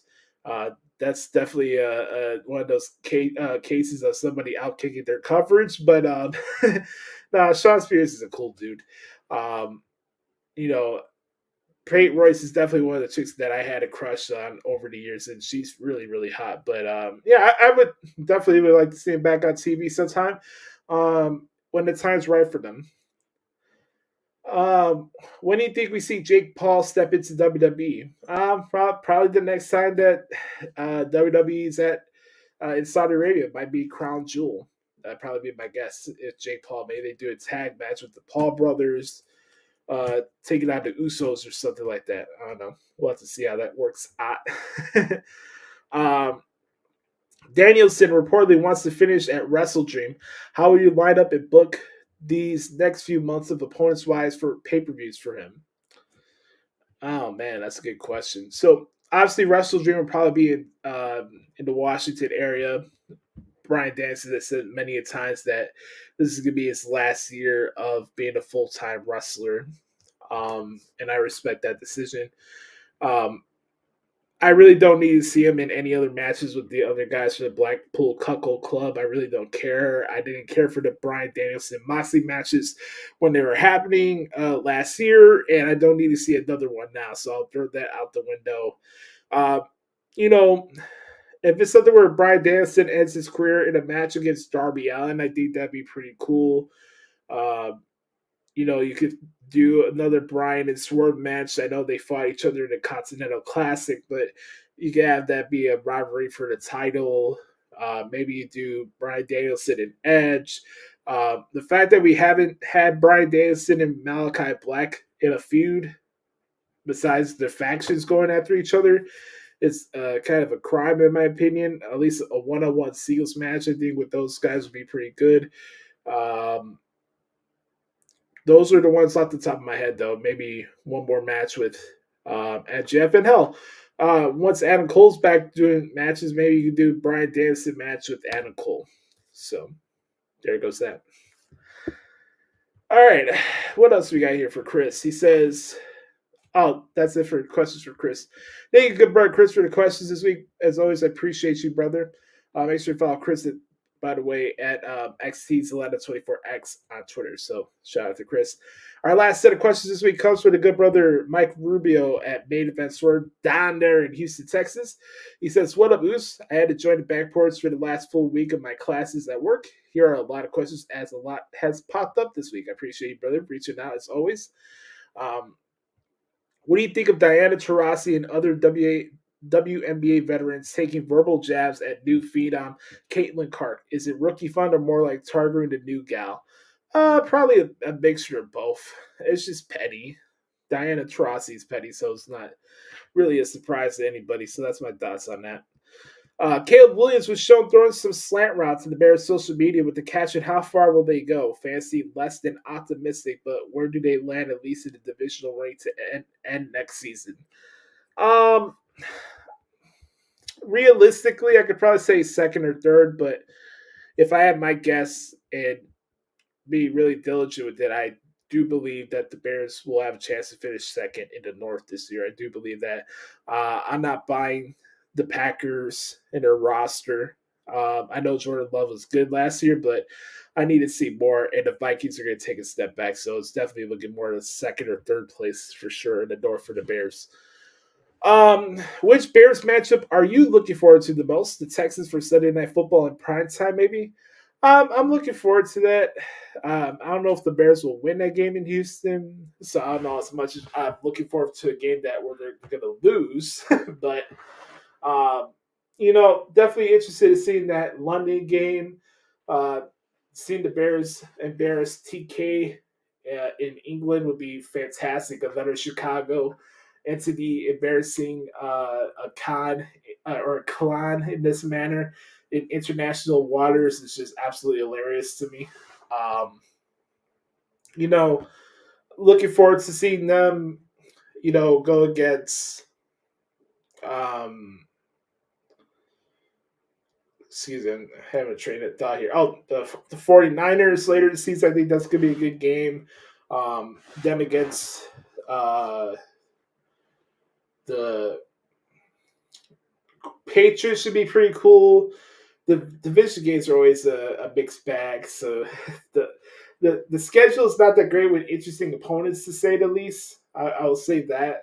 I mean, it is the AFC South, so it is what it is. But those are the other ones that stood out the most to me. Have you watched any of The Rock's new football league on TV? The St. Louis Battlehawks and Birmingham teams have some solid dynamics, but others not really. No, brother, I haven't watched 1 second of the UFL. I haven't watched it yet. Did you pay attention to Kendrick Lamar and Drake's beef? I like both guys' music at least, but Kendrick proves superior to Drake according to many observers, including me. Yeah, I have. I mean, it's been hard not to see that. So, I would say for me, I would go with Kendrick as well. I think Drake had some good responses here there, but I think on overall rap skills, I think Kendrick got the victory. But everything surrounding it, and then the security guard that got shot, I didn't think that was cool, to be honest with you. So, um, you know, it's a rap beef, but people should not be injured over rap beefs. That's just ridiculous. Um, who finished better in their division this year? Chicago Bears or the WNBA Chicago Sky with Angel Reese and Camila Cardoso? Well, I don't really watch the WNBA, Mike, so I wouldn't know how to go about that. I'm not really sure. I'm just gonna say the Bears by default, and that's no knock towards the Sky because I know they won a championship a couple of years ago, but I'm just not familiar with the WNBA, and I don't watch it as much. Can you believe that Des Rodman was on a show the other day and the graphics listed among his accolades former member of the NWO? Hey, man, you saw The Last Dance? The NWO is for life, for real. What is the most memorable NWO moment for me? That's a good one. Outside of Hogan's initial turn at the Bash at the Beach, um, I think for me, my quintessential NWO moment was the whole angle with him, with Hollywood Hulk Hogan and Sting. I know that Starrcade '97 got a lot of vitriol and complaints for it, and rightfully so. But that whole build-up with where the NW was at that time and the Crow Sting character, that was my favorite part of WCW and the NWO at that time. Speaking of WCW things, have you checked out Eric Bischoff's new podcast, Wise Choices? Yes, I do. I usually get updated with what's going on with AEW on Wise Choices because I'm not watching it anymore. So I listen to Wise Choices during my walks, either on Friday mornings or during the weekend. So I go from there, and that's usually how I catch up with that stuff. So that is what it is. If Mercedes Monet is really the CEO of anything, based on her run so far, what company would be the equivalent for her? Family Dollar, struggling Red Lobster? Oh my god. um, damn, I'm gonna get some flack for this. Mercedes Monet is the Zales of professional wrestling. It has a certain demographic, good to look at a mall, but that's pretty much it. You know, I don't.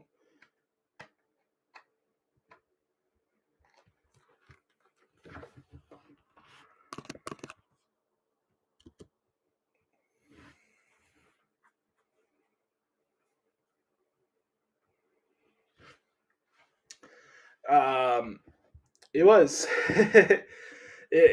She's definitely the Zales of uh of mall.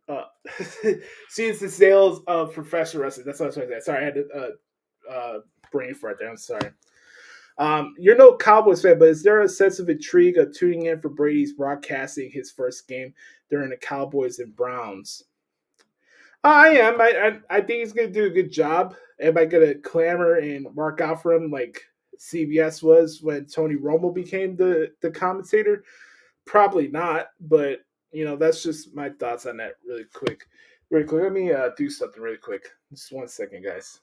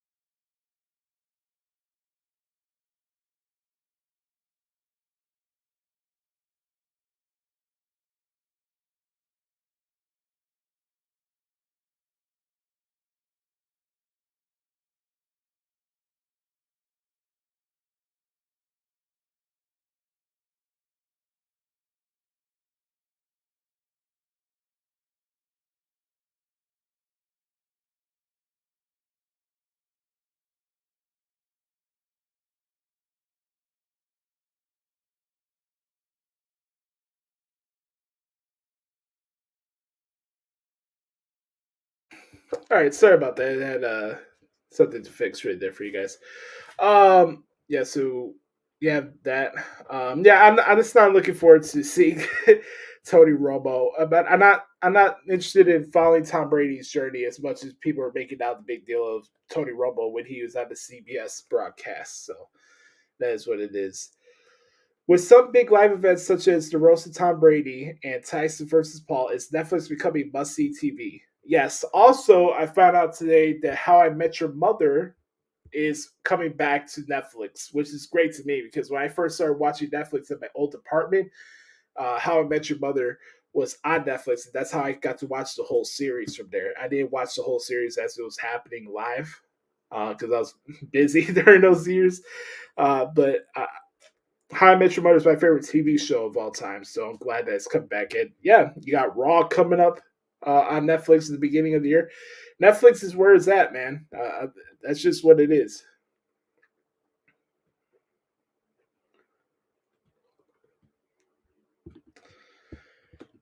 So let's go to the next one here. The Office is doing a spin-off on Peacock featuring a struggling Midwestern newspaper as a story. How much do you care knowing that? Um, I guess like I said, maybe it's just me. Like I watched a couple episodes. I thought the Jimmy and Pants story was nice, but I wasn't an Office mark to say the least. I know I'm going to get a lot of flack for that, but The Office was what it was for me. Like I liked it for what it was here and there, but the rest was hit and miss for me. Um, that's what it is for me. Let's continue on here. What is going on with all these King and Queen of the Ring injuries lately? Will they bring up NXT people to fill slots, or can this tournament make it to May 25th? That's a little bit of an exaggeration there. I think we'll be fine through the rest of this quarterfinal matches, and it's already the semifinals. So that's a little bit of an exaggeration on your part there, brother. I know there has been an injury bug, but I don't think it's going to be something that's going to preclude the company to go through the tournaments. So that's my opinion on it. Is Jey Uso starting to build momentum toward a Cody Rhodes like run as a crowd favorite as he feuds towards the title? Yeet, yeet. What is your favorite non-US premium live event so far in the past year, including and since last year's Backlash event? I really enjoyed Money in the Bank last year in London. I thought that was a fantastic show. Of course, Clash of the Castle, the first one in Cardiff was a phenomenal event. But the London show was really good, and yeah, really, Crown Jewel was pretty decent too last year from Saudi Arabia. Um, those were the ones I would pick for me. On a personal note, how did your new podcast take shape or come together with your broadcast partner? Well, it's unfortunate time for you to ask me that because I am not doing the Resilient podcast anymore with Rob Aurelius. I reached out to Rob this week and told him that it's just not in the best interest of me to continue on with the show. I'm in a very big transitional period in my life, and I had to focus on me now. And it's really not towards him. Um, we have two different visions of what the podcast is, and my participation level within it.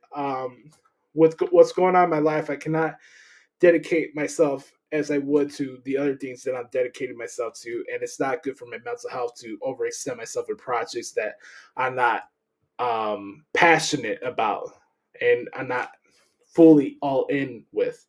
So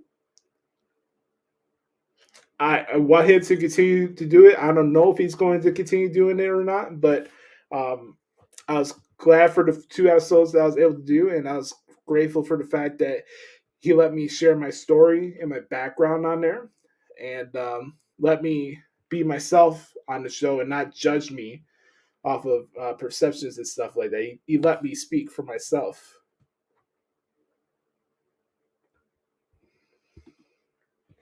So that's that. Uh, Last question here. Finally, Raynor said that the biggest difference with Triple H in charge has been planning months and months in advance for creating. What is the biggest difference that you have noticed between H and Vince McMahon era?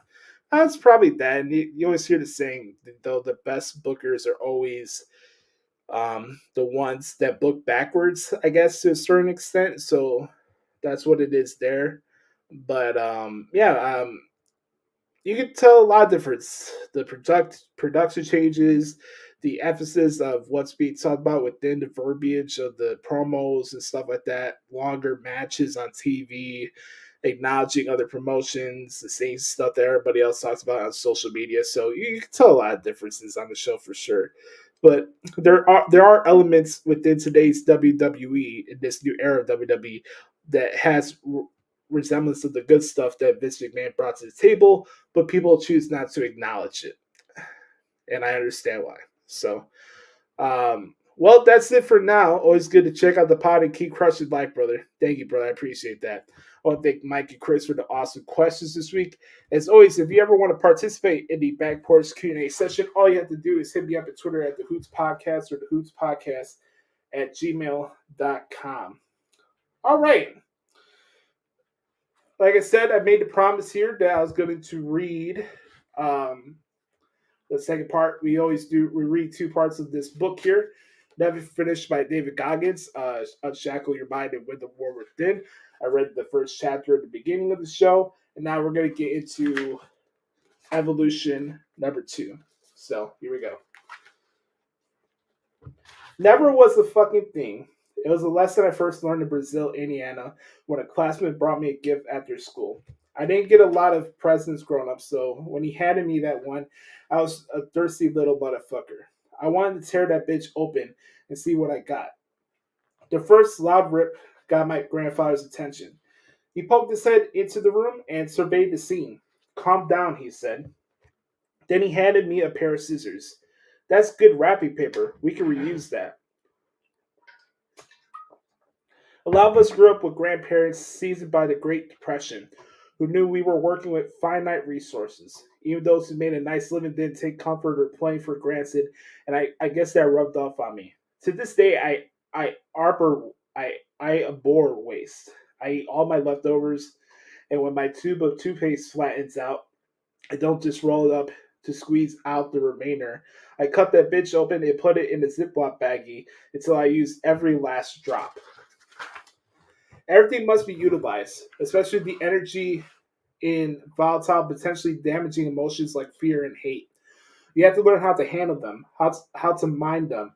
And once you master that craft, any negative emotion or event that bubbles up in your brain or gets lobbied away like a grenade can be used as fuel to make you better.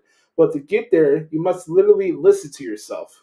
In 2009, I was trained to ride in a 3,000-mile cycling race called the Race Across America, better known as RAM. I was still full-time in the military, so I had to wake up extra early to fit in my 50 to 100-mile rides before work. My weekend training rides stretched out over 200 miles. Sometimes I rode up upwards of 500 miles, often on the narrow shores of busy highways. I did all that because the RAM's distance scared me. The monotony of being able to stay locked up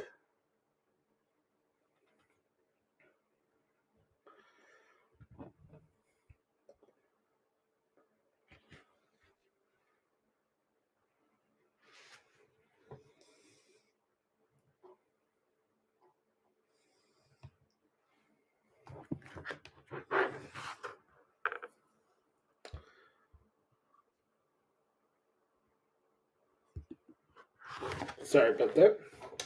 Just lost the page counts here. The monotony of being able to stay locked in on the bicycle for days at a time without sleep freaked me the fuck out. The race burrowed me so deep into my psyche that I wasn't sleeping well. To demystify the experience, I made a point of chronicling each ride on a handheld tape recorder. I described everything I saw and felt in granular detail. It was mostly just me on a bike with cars, Harleys, and semis zooming past. I smelled all the exhaust, felt the wind slap me upside the head, and tasted the grit of an open road. When I veered onto the blue roads, I wouldn't see a single car for 50 miles, but that white line was ever present. Whether the shoulder was wide, thin, or non existent, the white line was always there. I listened to those tapes at night and visualized the white line at 1,000 times. I became entranced by the simplicity of it, which helped me minimize everything else about the race. Though I didn't answer him that year because of emergency heart surgery, I knew I stumbled onto a system to minimize my fears and build confidence that I would use for years to come. I can't possibly fathom the hours spent alone riding the white line. When I started speaking to Fortune 500 companies and professional ball clubs for a living, I had to be willing to revel my fucked up life story to successful people, including millionaires and billionaires that had heard it all. This wasn't some simple recruit to a high school where students were easily impressed and all my anxiety around public speaking resurfaced. Once again, I broke out the tape recorder. I spoke my fears and my trauma, which not that many people knew about. It's in that microphone and discovered a strange, unexpected alchemy. My fear and trauma were transformed into energy and confidence.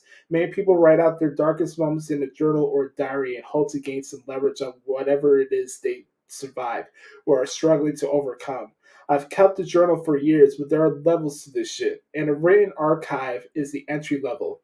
Our audio recordings are more interactive and accessible and have a more profound effect on the mind. If you are bullied, abused, or sexually assaulted and are willing to speak the unfiltered truth into the microphone and listen to it over and over after a period of time, it will become just another story. A powerful story for sure, but the poison will be neutralized, and the power will be yours. This is not a task to take lightly. If you survive the acute trauma, you don't want to think about what you were doing on the day it happened, what you heard and how you felt, or how your life capsized afterwards. Do it anyway. The more color and context you can add to the track, the sooner you will walk the streets with your headphones on and your head held high. When people see you coming, they might think you're listening to an Eminem jam, but no, it's your deepest trauma, the scene of your supposed destruction on repeat, which each subsequent listen, you'll gain more and more power and gain enough transformational energy to change your life. Most people don't even want to think about their darkest shit, much less talk about it. They refuse to speculate in the harsh wilderness of their past because they are afraid of exposure. Believe me, there's gold in them. There's gold in them. Their hills. I know because I was the black dude in the cowboy hat, hip deep in the icy stream, panning for nuggets.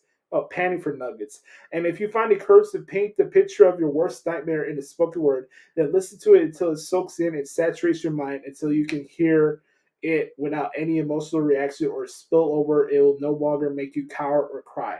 It'll make you strong enough to walk on a stage and tell the whole world what they did to you and how it didn't break you. It made you powerful. Recording yourself isn't just a reliable tool for neutralizing trauma. It can change the dynamic of almost any situation or mood. If you use it properly, it can also keep you honest. One day, a couple years ago, not long after wrapping up my training from 10 miles of running per day or 20 or more, I felt drained and sore, too tired to run, and kept telling myself that I needed a day off. As I relaxed on the couch, I tuned into my self-talk. Then I grabbed my recorder and whined into the microphone. I wanted to hear how it sounded out loud. I was real with myself. I cataloged my recent runs and nagging injuries and described how much I thought a day off might help me. I made a solid case for a much needed rest day, but when I played it back, the jury of one was unconvinced because my inner bitch was suddenly the emperor with no clothes. Buck naked in the light of day, he was impossible to ignore and even harder to stomach. I was off the couch and out the road in a matter of seconds. Many people wake up with a dread or doubt day after day. They dread their workouts, their class load, or their job. Maybe they have a test or a presentation that makes them nervous, or they know that the day's workout will hurt. While they linger in bed, they tune into their soft, forgiving self-talk, which doesn't make it any easier to get up and moving. Most people rise up eventually, but they remain in the days for hours because they aren't fully engaged with their lives. Their self-talk has made them numb to the moment, and they sleepwalk through half the day before they finally perk the fuck up. The way we speak to ourselves in the moments of doubt is crucial. Whether or not the stakes are high, because our words become actions and our actions build habits that can coat our minds and bodies with a plague of ambivalence, hesitancy, and passivity and separate us from our own lives. If any of this sounds familiar, grab your phone and record your inner dialogue as soon as you wake up. Don't hold back. Spill all your dread, laziness, and stress into the mic. Now listen to it. 9 times out of 10, you won't like what you hear. It'll make you cringe. You wouldn't want your girlfriend or boyfriend or your boss or your kids to hear your unfiltered weakness. But you should, because then you could repurpose it. You could reuse it to remind yourself that changes must be made. Listening might inspire you to commit your life in a deeper way, to be your best at work, at school, or in the gym. It could challenge you to rewrite the narrative so that when you bed down, you won't feel like you wasted another valuable day. Do it again the next morning, but this time, once you go, once you get through listening to all your whining about the shit you don't want to do, sit up in bed and lay down a second. Pretend you're motivating a friend or loved one who's going through challenges. Be respectful of the issues they face, but be positive, forceful, and realistic. This is a skill that demands repetition. And if you do it regularly, you'll find that it won't take long for your self-talk to flip from doubt and dread to optimism and empowerment. The conditions of your life might not change a whole lot at first, but your words will make sure that your approach does change, and that will eventually enable you to shift everything.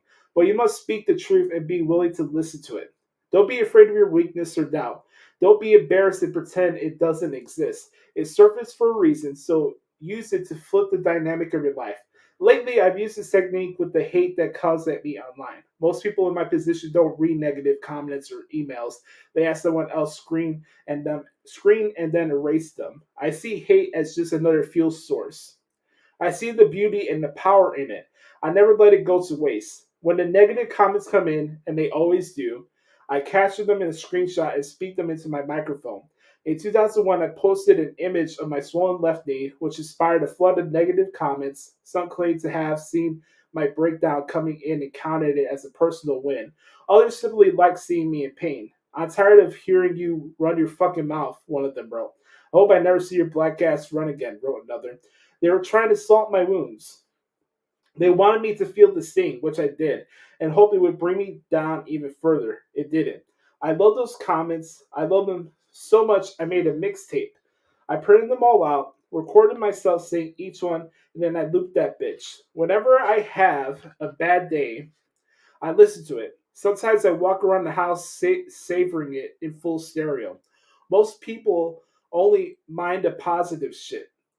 They want everything and everyone to be nice and hunky dory. They get filled up on sweetness and recoil from the dark, bitter pill of hate. But there's not nearly as much fuel in ass kissing, attaboys, and accolades as there is in hate. Luckily, the world is filled with jealous, insecure haters. If you don't get negative comments on social media, find your fuel in the thoughtless of comment of friend or doubt of a teacher or coach. I'm sure it stings when you feel slighted, underestimated, criticized, or excluded. Just know that the heat you feel is the energy waiting to be burned. Don't crawl up in the corner, worry about the people who disrespect you. Repackage what you're hearing and feel it until it works for you. That is a winner's mentality. Winners in life see everything they experience and everything they hear, see, and feel as pure energy. They train their minds to find it. They drop into the gnarly crevices to mine golden nuggets of trauma, doubt, and hate. They do not live disposable, single-use lives. They discard nothing and refurbish everything. They find strength in bullying and heartbreak in the defeats and failures. They harvest it from the people who hate them personally and from the online trolls too. Some people go to sleep with a meditation app. Others open windows to the night sound or stream white noise, whale songs, or the lullaby of a sea lapping some lonely shore. When I bed down at night, I listen to my haters, and it's obvious those punk ass bitches don't have the slightest idea of who they are dealing with. I'm the person who turns their every negative word into my positive progress. I take what they serve me, roll it up in that wrapping paper I saved way back then, and shove it right up their fucking asses in the form of another workout, another long run, and another year of leveling the fuck up. Honestly, I should thank them. They make me stronger and more determined to achieve my goals, which only makes them hate me even more. It's time to make your own mixtape. Hashtag tape record yourself. Hashtag never finish. There you go. Some real powerful shit in this book. Never finish. Unshackle your mind and win the war within by David Goggins. We'll get to chapter 3 and evolution 3 next week. But I know we're going to put a ribbon on the bow in this week's episode. I hope you guys enjoyed it. Love to see some feedback. Hit me up at Twitter at the Hoots Podcast. You can follow me there at the Hoots Podcast, by the way, on X, at Joshie Lopez Music on Instagram. Also, hit me up throughout the week. Let me know what's your thoughts on the wrestling world, thoughts on the podcast as a whole, anything. And Gerald, I'd love to hear from you guys. Always remember, folks, be the authentic product that is yourself. And remember, nobody dictates the pace of your life but yourself and the man upstairs. I love y'all. Enjoyed the week. Next week, we'll do our previews and predictions for the King and Queen of the Ring, PLE in Saudi Arabia, and we'll see what happens next in this crazy world of professional wrestling. For everybody, I'm Joshie. This has been episode 413 of the Hoots Podcast, and we'll talk to y'all next week. Yeet.